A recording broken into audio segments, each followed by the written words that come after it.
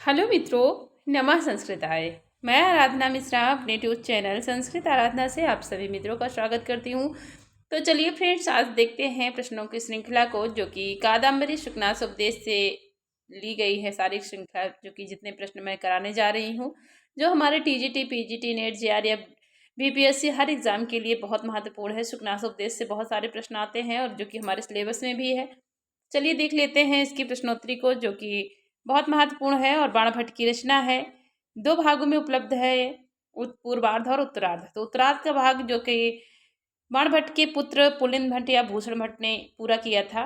इसी रचना से बाणभट्ट की मृत्यु हो गई थी, पूरी नहीं कर पाए थे, तो उत्तरार्ध का भाग उनके पुत्र ने पूरा किया था। चलिए देख लेते हैं यहाँ से हम प्रश्नों की विशेष सीरीज को, जो कि अति महत्वपूर्ण श्रृंखला है। हमारा आज का यहाँ पे पहला प्रश्न है, शुकनासोपदेश आधारित है। तो शुकनासोपदेश किस पर आधारित है? कादम्बरी पर, दस कुमार चरितम पर, हर्षचरितम पर, शिवराज विजयम पर। तो शुकनासोपदेश जो कि कादम्बरी का ही एक मुख्य भाग है, कादम्बरी पर आधारित है। उत्तर हमारा ये सही हो जाएगा।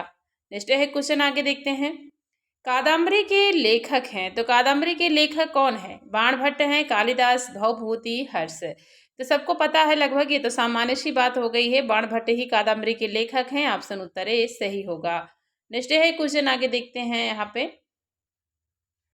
बाणभट्ट की गद्य रीति है, तो पूछा है कि बाणभट्ट की गद्य रीति कौन सी है? पांचाली है, गौड़ी है, या वैदर्भी है, या इनमें से कोई नहीं है। तो बाणभट्ट की गद्य रीति, जो कि गद्य साहित्य के कवि माने गए हैं बाणभट्ट, तो पांचाली रीति है। उत्तर ए सही हो जाएगा। नेक्स्ट है क्वेश्चन, आगे बाणभट्ट का समय है, तो बाणभट्ट का समय क्या माना है? छठी शताब्दी ईसा पूर्व, पांचवी शताब्दी, सातवीं शताब्दी, या आठवीं शताब्दी। तो बाणभट्ट का समय क्या होगा? शुद्ध समय सही विकल्प इसमें से कौन सा हो जाएगा? तो उत्तर हो जाएगा सातवीं शताब्दी हो जाएगा। ऑप्शन उत्तर सी सही होगा। नेक्स्ट है क्वेश्चन, आगे देखते हैं। बाणभट्ट की रचना है, तो बाणभट्ट की रचना कौन सी है? शिवराज विजयम, कादम्बरी, दस कुमार चरितम, रघुवंशम। तो जो कि कादम्बरी ही बाणभट्ट की रचना है। ऑप्शन बी उत्तर सही हो जाएगा। शिवराज विजयम जो पंडित अंबिका दत्त व्यास की रचना है। दस कुमार चरितम गद्य काव्य है, जो कि दंडी की रचना है। रघुवंशम जो एक महाकाव्य है, जिसमें 19 सर्ग हैं, यह महाकवि कालिदास की रचना है। तो यहाँ पर कादम्बरी जो कि बाणभट्ट की रचना है। ऑप्शन बी सही हो जाएगा। नेक्स्ट है क्वेश्चन, आगे बाणभट्ट की माता का नाम क्या है? तो माता का नाम पूछा है, क्या होगा? लक्ष्मी देवी, सरस्वती देवी, राज्य देवी, या उमा देवी। तो छा में हमारा उत्तर होगा राज देवी या राज देवी, जो कि राज देवी के नाम से जानते हैं। बाणभट्ट की माता का नाम क्या है? तो राज देवी है। सी उत्तर सही हो जाएगा। नेक्स्ट है आगे क्वेश्चन, बाणभट्ट के भाई थे, तो बाणभट्ट के भाई कौन कौन थे? चित्रसेन, मित्रसेन, चित्रसेन या हरिसेन, हरिसेन, मित्रसेन, या रविसेन, या चित्रसेन। तो बाणभट्ट के दो भाई थे, जो कि सौतेले भाई में आते हैं। इनका बहुत बढ़िया गोत्र, इनका वर्णन मिलता है, इनका परिचय बहुत सुंदर से प्राप्त होता है। किसी दिन हम इसकी व्याख्या करा देंगे, बहुत सा अच्छे से प्रश्न इसका। तो यहाँ पर देखिए, सात में हमारा ऑप्शन हो जाएगा ए चित्रसेन और मित्रसेन, जो कि बाणभट्ट के भाई के नाम से प्रसिद्ध हैं। तो ऑप्शन सी उत्तर सही हो जाएगा। नेक्स्ट है क्वेश्चन, आगे देखते हैं। हर्षचरितम के लेखक हैं, तो यहाँ पर भी एक उनकी 5 रचनाएं हैं बाणभट्ट की। तो यहाँ पर पूछा है कि हर्षचरितम के लेखक कौन है? भवभूति, कालिदास, बाणभट्ट, या शूद्रक। तो उत्तर हो जाएगा यहाँ पर बाणभट्ट हो जाएगा। बाण ही जो कि हर्षचरितम के लेखक हैं। इसमें उनके जहाँ जिस राजा के राज्य में दरबार में रहा करते थे, तो उन्हीं राजा हर्ष के ही चरित्र के बारे में सारी चीजें लिखी हैं बाणभट्ट ने। तो उत्तर हमारा सी सही हो जाएगा। आगे है, नेक्स्ट देखते हैं क्वेश्चन, बाणभट्ट की कृति नहीं है, तो बाणभट्ट की कृति या रचना कौन सी नहीं है, ये पूछा है। कादम्बरी, हर्षचरितम, चंडी शतकम, या दस कुमार चरितम। तो जो कि यहाँ पर बाणभट्ट की कृति नहीं है पूछा है, इसका विशेष ध्यान रखना है। तो कौन सी नहीं है? तो ऑप्शन हो जाएगा डी दस कुमार चरितम, जो कि गद्य काव्य है। 10 राजकुमारों का इसमें चरित्र दिया गया है, जो महाकवि दंडी की रचना है, जो यहाँ बाणभट्ट की रचना नहीं है। बाकी कादम्बरी है, हर्षचरितम है और चंडी शतकम है। तो तीनों रचनाएं बाणभट्ट की है, लेकिन जो कि दस कुमार चरितम या दंडी की रचना है। तो नेक्स्ट आगे है क्वेश्चन देखते हैं अपना। आगे हमारा नेक्स्ट है क्वेश्चन देखते हैं कि कादम्बरी में किस सरोवर का वर्णन है। तो कादम्बरी में किस सरोवर का वर्णन हमें मिलता है? अक्षोत सरोवर का, पंपा सरोवर का, मान सरोवर का या कुंद सरोवर का। ये एग्जाम में सामान्य से एग्जाम लेवल में जो टेट और स्टेट के एग्जाम होते हैं तो वहाँ भी ये प्रश्न बहुत महत्वपूर्ण रूप से पूछे जाते हैं। तो कादम्बरी में अक्षोत सरोवर का वर्णन है, तो यहाँ पर उत्तर हमारा ए सही होगा। आगे है नेक्स्ट क्वेश्चन देख लेते हैं। सुकनास ने लक्ष्मी को क्या बताया। तो नेक्स्ट है हमारा, देखते हैं कि सुकनास ने लक्ष्मी को क्या बताया है। कमला, चंचला, अनार्या या इनमें से कोई नहीं। तो लक्ष्मी के विषय में सुकनास ने बहुत सारी बातें बतलाई है। हमें सुकनास उपदेश पढ़ेंगे तो वहाँ बहुत सारी चीज़ें मिलती हैं देखने के लिए। तो उसमें से एक नाम, बहुत सारे विशेषण बताए हैं लक्ष्मी के, गुण और अवगुण के दोषों को भी गिनाया है। राजाओं के बारे में भी बहुत सारी जानकारी दी है सुकनास ने, और बहुत ही अच्छा ग्रंथ है जो कि बाणभट्ट ने हम लोगों को पढ़ने के लिए यहाँ पर हम लोग पढ़ रहे हैं टीजीटी के माध्यम से। तो यहाँ पर देखिए क्या बताया है। तो 11 में हमारा ऑप्शन हो जाएगा सी, अनार्या बताए हैं। तो यहाँ पर ऑप्शन सी उत्तर सही हो जाएगा। नेक्स्ट है क्वेश्चन आगे। सुकनासोपदेश में वर्णन मिलता है। तो सुकनासोपदेश में किसका वर्णन मिलता है? सुकनास की युवावस्था का, सुकनास की शिक्षा का, लक्ष्मी की विशेषताओं का या फिर चंद्रापीठ के विवाह का। तो यहाँ पर हमारा ऑप्शन 12 में हो जाएगा कौन सा? लक्ष्मी की विशेषताओं का वर्णन सुकनासोपदेश में मुख्यतः मिलता है। ऑप्शन सी उत्तर सही हो जाएगा। नेक्स्ट है क्वेश्चन आगे। कादम्बरी में किसकी कथा वर्णित है? तो कादम्बरी जो कि सुकनास से अलग है वही चीज, लेकिन उसका एक मुख्य भाग है जिसमें सुकनास का उपदेश मिलता है सुनने के लिए, जो कि हमारे दैनिक जीवन में भी बहुत प्रभावशाली है वह उपदेश। बाकी एक कादम्बरी जो कथा है तो उसमें किसकी कथा वर्णित है? चंद्रापीठ की, अनंत वर्मा की, राम की, कृष्ण की। तो चंद्रापीठ की कथा कादम्बरी में वर्णित है। चंद्रापीठ नायक है और कादम्बरी जो कि नायिका के रूप में है, और दोनों के प्रणय संयोग का वर्णन मिलता है। वहाँ उन्हीं की कथाएं चलती हैं। 3 जन्मों की कथा चलती है, चंद्रमा, चंद्रापीठ और शूद्र की। ये 3 जो कि एक ही व्यक्ति की कथाएं 2 लोगों की एक साथ चलती है, एक वैशंपायन और एक चंद्रापीठ की। पूरा अगर हम कादम्बरी का सारांश पढ़ेंगे तो उसमें बहुत ही सुंदर तरीके से हमें समझ में आता है कि तीनों कथाएं कहाँ कहाँ से शुरू होती हैं। तो उत्तर यहाँ पर पूछा है तो कथा किसकी है? चंद्रापीठ की है, जो कि धीरोदात्त नायक है। ऑप्शन ए उत्तर सही होगा। नेक्स्ट है क्वेश्चन आगे देखते हैं। कादम्बरी का पात्र है। तो कादम्बरी का पात्र कौन सा है? पत्रलेखा, मदनिका, रदनिका या राम। तो 14 में हमारा ऑप्शन हो जाएगा पत्रलेखा, जो कि कादम्बरी की पात्र है। उत्तर ए सही हो जाएगा। नेक्स्ट है क्वेश्चन आगे। कादम्बरी में किसके 3 जन्मों का वर्णन मिलता है? तो कादम्बरी में किसके 3 जन्मों का वर्णन मिलता है? तो वैसे तो सभी पात्र हैं जिनका वर्णन मिलता है, लेकिन जो कि नायक है तो नायक का ही मुख्य रूप से लिया जाता है और उन्हीं के ऊपर प्रश्नोत्तरी बनाई जाती है। तो 3 जन्मों का वर्णन किसके ऊपर मिलता है? पुंडरीक, चंद्रापीठ, लक्ष्मी, कपिंजल। तो उत्तर हमारा बी हो जाएगा। चंद्रापीठ के 3 जन्मों की कहानी हमको मिलती है और उत्तर हमारा यहाँ पर बी सही हो जाएगा। नेक्स्ट है क्वेश्चन आगे।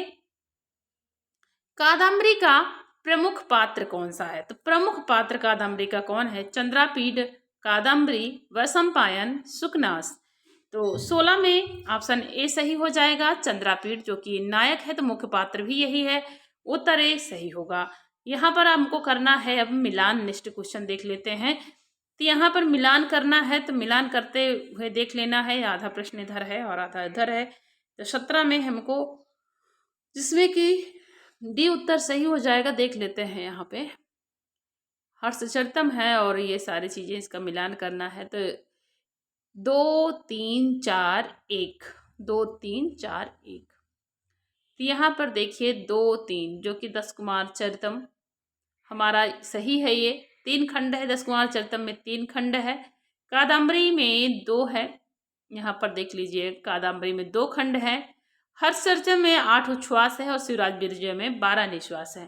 तो 8 उच्छ्वास हर्षचरितम में मिलता है और जो कि उसमें 10 कुमार चरितम में 3 खंड है और कादम्बरी में 2 खंड है, पूर्वार्ध और उत्तरार्ध है। शिवराज विजय में 12 निश्वास हैं और हर्षचरितम में 8 उच्छ्वास हैं। तो यहाँ पर हमारा जो कि मैंने पढ़ दिया है, ध्यान रखिएगा। तो डी उत्तर सही हो जाएगा, 2 3 4 1। नेक्स्ट है क्वेश्चन, आगे देखते हैं। लक्ष्मी का मद होता है, तो लक्ष्मी का मद कैसा होता है, यह सुकनास ने बताया है बहुत ही सुंदर तरीके से लक्ष्मी के गुण और अवगुणों को। लक्ष्मी का मद कैसा होता है, दुख को दूर करने वाला होता है, सुखी बनाने वाला होता है, संपत्ति देने वाला होता है, या फिर अंतिम अवस्था में भी शांत ना होने वाला होता है। तो लक्ष्मी का मद कैसा होता है, तो ऑप्शन डी हो जाएगा। मरणावस्था में जब हम अंतिम वर्ण में मतलब मरने की स्थिति में आ जाते, तब भी वह भी अंतिम अवस्था में भी शांत ना होने वाला लक्ष्मी का मद ऐसा होता है। जिसके पास ज्यादा लक्ष्मी आ जाती है ना, तो वो मद से हो जाता है, एकदम मद में मग्न हो जाता है, उसको अपने आगे किसी का नहीं दिखता नहीं कि कौन हमारे सामने खड़ा है। तो वही लक्ष्मी के गुण और दोष का वर्णन किया है सुकनास ने सुकनासोपदेश में, और साथ में कुछ राजाओं का भी वर्णन कर दिया है कि राजा लोग कैसे होते हैं। तो ये सारी हमको मिलता है सुकनासोपदेश पढ़ेंगे तो बहुत ही सुंदर है। नेक्स्ट आगे हम क्वेश्चन देख लेते हैं। यौवन से उत्पन्न अति गहन अंधकार होता है, तो यौवन अवस्था से उत्पन्न अति गहन अंधकार कैसा होता है, हितकर होता है, अहितकर होता है, या दीपक के प्रकाश से भी दूर न होने वाला होता है, या फिर मतवाला होता है। तो यौवन से उत्पन्न अति गहन तमो यौवन प्रभुम, तो अंधकार क्या होता है, तो 19 में हमारा ऑप्शन हो जाएगा सी, दीपक के प्रकाश से भी दूर न होने वाला होता है। उत्तर हमारा यहाँ पर सी सही हो जाएगा। नेक्स्ट है क्वेश्चन आगे, धन किसे मतवाला बना देता है, तो धन किसको मतवाला बना देता है। अगर किसी के पास धन है तो सभी को लगभग मतवाला ही हो जाते हैं। आज के कलयुग में तो यही देखने को मिल रहा है, जरा सा धन हुआ नहीं कि फिर कूदने लगते हैं। तो यहाँ पर प्रश्न की प्रकृति देखते हैं कि धन किसे मतवाला बना देता है, तपस्वी को, दानी को, अज्ञानी को, या पशुओं को। तो 20 में हमारा ऑप्शन हो जाएगा, ऑप्शन उत्तर यहाँ पर सी हो जाएगा। अज्ञानी, जो अज्ञान और मूर्ख लोग होते हैं, उनके पास जरा सा भी धन आ गया तो वो कूदने लगते हैं कि हम तो बहुत धनवान हैं, हमारे आगे कोई है ही नहीं। तो यह धन वाला जो धन होता है, लक्ष्मी चली जाती है उनके पास तो मतवाला हो जाता है, सिर्फ अपने आप को ही देखता है, बाकी किसी को नहीं। तो सी उत्तर सही हो जाएगा। नेक्स्ट है क्वेश्चन आगे, उपदेश सरलता से किस में प्रवेश कर जाते हैं। तो उपदेश जो कि होता है, जो गुरु को उपदेश होता है, वह सरलता से किसके अंदर प्रवेश, किससे हृदय में प्रवेश कर जाते हैं। कैसा हृदय होता है, स्वच्छ मन में, अशांत मन में, तपस्वी मन में, या शिक्षित मन में। उपदेश सरलता से किस में प्रवेश कर जाते हैं, तो तपस्वी यहाँ पर स्वच्छ मन हो जाएगा, जिसका मन मैल रहित हो, जिसमें मैल ना हो। नहीं तो हम यहाँ पर अपना उपदेश दे रहे हैं और आपके अंदर मैल भरा हुआ है कि अब किसी को हम किसी के यहाँ धन चोरी कर ले, किसी के यहाँ मतलब काम उद्योग जो भी है वो सुकनासोपदेश से मिलेगा। तो ये सारी चीज मैल के रूप में हमें मिले हैं, तो वो चीज़ हम अगर उपदेश सुनते हैं तो हमारे अंदर वो प्रवेश नहीं करेगा मन में, उसको हम अपना नहीं पाएंगे, अपने जीवन में उसको उतार नहीं पाएंगे उस उपदेश को। तो जो स्वच्छ मन वाला होता है वह उपदेश उसके कानों में सरलता से प्रवेश करता है और मन में वास करता है। मन में वह उपदेश के लिए सोचता है कि हाँ, हमको ये कार्य नहीं करना चाहिए, नहीं तो हमारा सामाजिक दुर्दशा हो जाएगी। तो ऐसा उपदेश हमारे स्वच्छ मन में ही प्रवेश करेगा, तो ऑप्शन ए उत्तर सही हो जाएगा। ऐसा सुकनास चंद्रापीठ को उपदेश देते हुए बता रहे हैं। नेक्स्ट है क्वेश्चन आगे, युवावस्था के आरंभ में निर्मल बुद्धि भी कैसी हो जाती है। तो जब युवावस्था आती है तो शुरुआत में जब होता है 15 16 17 18 साल के जो बच्चे होते हैं, तो उनकी निर्मल और शुद्ध बुद्धि होती है, वह किस प्रकार हो जाती है।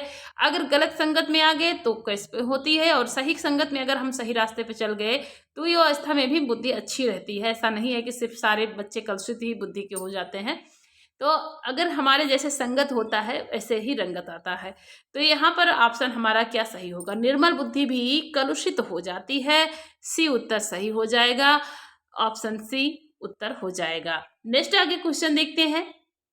यहाँ पर आगे हमारा नेक्स्ट क्वेश्चन है, संपत्ति रूपी तिमिर से होने वाला अंधापन कष्टकर होता है। तो जो संपत्ति रूपी जो तिमिर अंधकार होता है, उससे जो होने वाला अंधापन होता है वह कष्टकर होता है। किसने कहा है, किसी के पास बहुत सारी संपत्ति आ गई, करोड़ 2 करोड़, लाख 2 लाख, ज्यादा मतलब जितने भी है, अगर ज्यादा आ गया पैसा, और अज्ञानी व्यक्ति है जो अपने आगे किसी को, वो जो अंधकार होता है ना, वो अंधापन कस्टमर कष्टकर होता है तो यह किसने कहा है? सुकनास ने, चंद्रापीठ ने, तारापीठ ने या द्वारपाल ने? तो हमारा ऑप्शन हो जाएगा ए। ऐसा उपदेश सुकनास ने दिया है चंद्रापीठ को, और ये सभी के ऊपर लागू होता है। ऐसे मंत्री हर जगह होने चाहिए जो कि बीच बीच में अपने उपदेश देते रहें ताकि गलत रास्ते पर न जा पाए, कि कोई शुद्ध बुद्धि उसके अंदर बनी रहे। नेक्स्ट आगे क्वेश्चन देखते हैं। अहंकार से उत्पन्न उष्णता शीतल औषधियों से भी शांत नहीं होती है। यह कथन किसने किससे कहा है? जब अहंकार आ जाता है तो उससे उत्पन्न जो उष्ण होता है, उष्णता होती है, वह शीतल और ठंडे औषधियों से भी शांत नहीं होती है। अहंकार आ गया है धन का, संपत्ति का, तो आप कितना भी कहीं भी गंगा जी नहा ले, कहीं नहा ले, कितना भी पूजा पाठ कर ले, वो अहंकार आपके अंदर से नहीं जाएगा। शीतल औषधि से यहाँ पर दिया गया है विशेषता। तो शीतल औषधियों से भी शांत नहीं होती है। यह कथन किसने किससे कहा है? चंद्रापीठ ने तारापीठ से कहा है, सुकनास ने चंद्रापीठ से कहा है, या चंद्रापीठ ने सुकनास से कहा है, या सुकनास ने तारापीठ से कहा है? तो हमारा ऑप्शन यहाँ पर बी सही हो जाएगा, क्योंकि सुकनास उपदेश की सूक्ति है जो कि अर्थ से बताई गई है कि सुकनास ने चंद्रापीठ से कहा है कि अहंकार से उत्पन्न उष्णता शीतल औषधियों से भी शांत नहीं होती है। ऑप्शन बी उत्तर सही हो जाएगा। नेक्स्ट है क्वेश्चन, आगे देखते हैं। काम क्रोध आदि दोषों को उनके रूप में परिवर्तित कर देता है। तो काम क्रोध आदि जो दोष होते हैं उनको उनके रूप में क्या परिवर्तित कर देता है? राजा का उपदेश, गुरु का उपदेश, माता का उपदेश या बड़ों का उपदेश? तो हमारे पास उपदेशक के रूप में बहुत सारे व्यक्ति होते हैं जो हमारे आसपास रहते हैं, लेकिन हम उस चीज को मानते नहीं, ग्रहण नहीं करते हैं। तो यहाँ पर तो गुरु का उपदेश हो जाएगा, ऑप्शन बी उत्तर सही होगा। लेकिन हमारे जो माता पिता हैं, बंधुजन होते हैं, जो हमारे हितैषी होते हैं, वह भी हमारे गुरु के रूप में ही होते हैं। जैसे अगर कोई हमारे लिए अच्छा बोल रहा है, जो किरातार्जुनीय नियम में होता है कि हितम मनोहारी चाहे दुर्लभ हो, चाहते कि हितकारी और मनोहर वचन दुर्लभ होते हैं, ऐसा व्यक्ति आपको बहुत ही कम मिलेंगे, दुर्लभ मिलेंगे, जो कि आपके सामने ही आपकी कमियों को बताएं और आप उसमें सुधार ले आएं। ये बहुत जरूरी है। जो काम क्रोध आदि जो दोष हैं उनके रूप में परिवर्तित कर देता है, क्या है? गुरु का उपदेश है। बड़ों का उपदेश भी आ सकता है, जो हमारे हितैषी हैं, हमारे गुरुजन हैं, जो हमारे माता पिता हैं, उनका भी उपदेश हमारे अंदर समाहित होता है, ऐसा नहीं है। तो यहाँ पर हम प्रश्न की प्रगति के हिसाब से गुरु को उपदेश हो जाएगा, बी उत्तर सही है। नेक्स्ट आगे क्वेश्चन है, विषय भोग की मृग तृष्णा कैसी होती है? तो जो विषय भोग की मृग तृष्णा होती है कैसी होती है? सुखों को हरने वाली, ज्ञान देने वाली, इंद्रियों का हरण करने वाली, या दुखों को हरने वाली? तो विषय भोग की मृग तृष्णा कैसी होती है? तो 26 में हमारा ऑप्शन हो जाएगा, सही उत्तर सी होगा, इंद्रियों का हरण करने वाली होती। जो हमारी इंद्रियां होती है, अगर हम अपने काम को उसमें कार्य क्रोध में विषय में लगा लिया है, तो वो हमारी जो इंद्रियां हैं उसको हरण कर देंगी। हमें अच्छा बुरा सोचने की क्षमता ही नहीं रह जाएगी कि हम अच्छा कर रहे हैं कि कुछ खराब कर रहे हैं, किससे हमारे सामाजिक स्थिति क्या हो जाएगी। तो यही होता है, सुकनास चंद्रापीठ को बता रहे हैं कि विषय भोग की मृग तृष्णा इंद्रियों का हरण करने वाली होती है। सी उत्तर सही होगा, युवावस्था में। नेक्स्ट आगे क्वेश्चन देखते हैं। सुकनासोपदेश में उपदेश दिया गया है। तो सुकनासोपदेश में उपदेश किसे दिया गया है? चंद्रापीठ को, तारापीठ को, कादम्बरी को, या सुकनास को? तो सुकनासोपदेश में उपदेश दिया गया है चंद्रापीठ को और सुकनास ने दिया है। तो उत्तर ए सही होगी, जो कि तारापीठ का मंत्री था। जो यहाँ पर तारापीठ को इच्छा जागृत हुई कि अब मैं अपना राजपाट और अपने पुत्र चंद्रापीठ को अपना राज्य अधिकारी बना दो, अपने राज्य का अधिकारी बना दो। तब उनको राज्याभिषेक के लिए जब बुलाया गया तो सुकनास ने उनको एक गुरु के रूप में बहुत ही सुंदर वचन में उपदेश दिया था। तो ऑप्शन उत्तर ए सही होगा। आगे है नेक्स्ट क्वेश्चन, समस्त मल को धोने में समर्थ बिना जल का स्नान क्या कहा गया है? तो समस्त मल को धोने में समर्थ बिना जल का स्नान कहा गया है। पुस्तकीय ज्ञान को, धर्मशास्त्रीय ज्ञान को, लौकिक ज्ञान को, या गुरु का उपदेश को? तो हमारे अंदर जो समस्त मल को धोने में, मतलब जो मनोविकारी जो चीजें होती हैं, जो मन में विकार उत्पन्न होता है, विषय भोग, काम, क्रोध, लालच, जो भी होता है, जो जितने भी अवगुण के रूप में हमें मिलते हैं, तो उस सबको धोने में समर्थ है। क्या समर्थ है? तो गुरु का उपदेश हो जाएगा, ऑप्शन डी होगा। अगर गुरु कोई अच्छा आपको ज्ञानी गुरु मिल गया है तो आपको अगर बीच बीच में उपदेश दे रहा है, आपको सही रास्ते का मार्गदर्शक करा रहा है, मार्गदर्शन कराता चला है, तो वह हमारा गुरु ही हो जाएगा। तो गुरु का उपदेश जो है समस्त मल को धोने में समर्थ होता है और बिना जल का स्नान कहा गया है। डी उत्तर सही होगा। तो यहाँ पर मैंने मित्रों 28 प्रश्नों की सीरीज पूरी कर दी है। तो सभी मित्र देखिए, और जो मित्र चैनल को सब्सक्राइब नहीं किए हैं तो सब्सक्राइब कीजिए और वीडियो को लाइक करिए, अपने मित्रों को भी शेयर करिए। पढ़ते रहिए, आपका दिन शुभ और मंगलमय हो, इसी कामना के साथ मित्रों, नमः संस्कृताय।